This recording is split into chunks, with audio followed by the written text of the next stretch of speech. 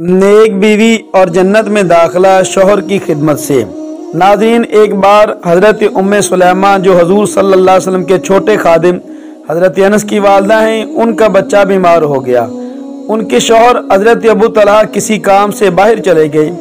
आपकी गैर मौजूदगी में बच्चे की हालत बिगड़ गई और वो फोत हो गया। जब हज़रत अबू तलहा काम से रात को वापस आए तो बीवी ने बच्चा की लाश को आने से पहले कपड़ा डालकर अंदर रख दिया।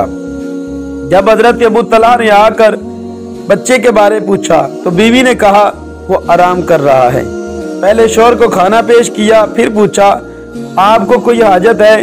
हज़रत अबू तलहा ने हक़ सोहबत का कहा तो बीवी अंदर गई और तैयार होकर आई। फिर शौहर से सोहबत की।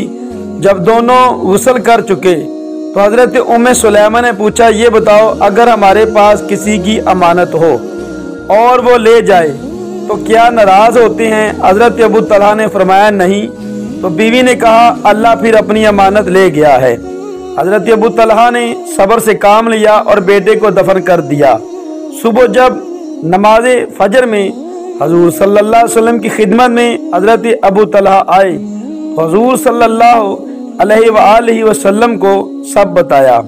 हजूर सल्लल्लाहु अलैहि वसल्लम ने उनको दुआ दी और फरमाया, अबू तलहा तुम्हारी बीवी की ये अदा अल्लाह को इतनी पसंद आई है कि अल्लाह तुमको और औलाद देगा और मैं तुम्हारी बीवी को जन्नत में देख रहा हूँ।